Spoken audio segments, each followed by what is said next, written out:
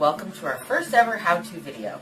Today we're making laundry detergent. I do a lot of laundry and this saves me quite a bit of money. A batch costs me $2 to make and a batch is 320 loads of laundry.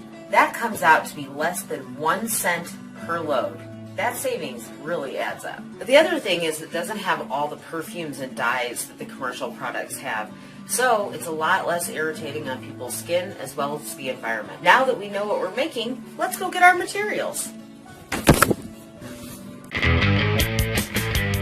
Your initial outlay for the ingredients will be around $9 or $10. Be sure to get washing soda, not baking soda. You will need 1 box of borax, 1 box of washing soda, and a bar of Fels Naphtha soap.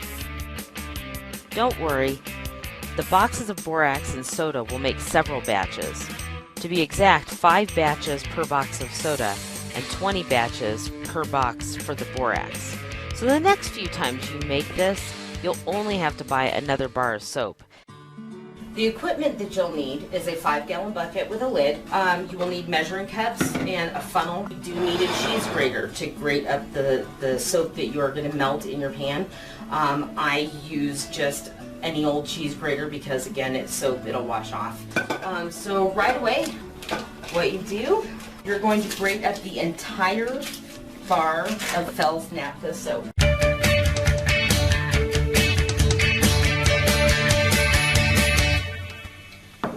Put it here in the pot. I'm going to take my soap spoon, my pot, and my measuring cup and go over to the stove. Okay, so what we have to do now is melt the soap. This should only take about 10 minutes. It's not super time consuming. You're going to put your soap in your pan and 4 cups of water. It doesn't have to be hot, but it does help. You're going to melt this on medium to medium-low heat.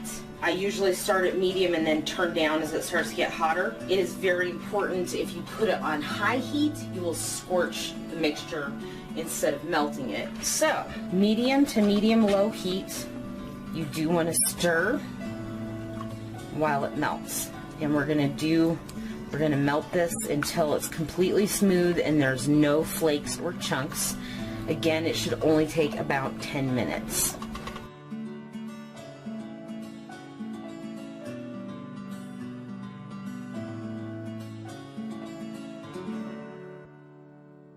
Then you want to remove the soap from the heat and you want to put it in your bucket. And I'm going to add a little bit of water to cool this down some. Okay, so I'm adding a little bit of cold water to the soap and water mixture, just so it's not really hot. Now, what you're going to add is 1 cup of your washing soda and 1/2 cup of your borax. If you want to add scent, now is the time to add it. So let's take our washing soda, 1 cup of washing soda, 1 cup of the borax, or I'm sorry, 1/2 cup of the borax, don't use a cup of the borax, and the scent.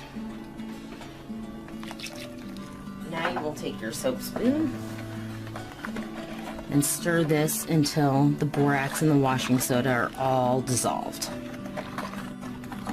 And as you can see, the mixture is kind of thick. We're going to add more water, so if it gets too thick, you can stop and add a little bit of water now. Yep. Bit more water. Now keep stirring. Right now, it is a little bit thinner than pancake batter. Now at this point, use your measuring cup, but you're going to fill this up to 5 gallons.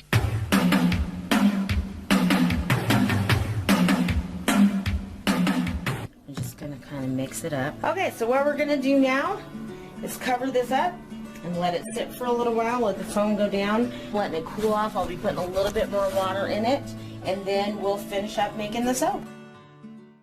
So now you've let your soap sit and cool for at least 2 hours. I let mine sit overnight because I had stuff to do. Now what we're going to do is finish stirring it. Basically, most of your suds should have gone down by now. If they haven't, it's not a big deal. But it's this gel consistency, and as you can see, it has a whole bunch of lumps in it. You want to stir it to get as many of the lumps out as possible. It does not have to be perfect, but you don't want it to be super lumpy. What I have is a paint stirring attachment for a drill.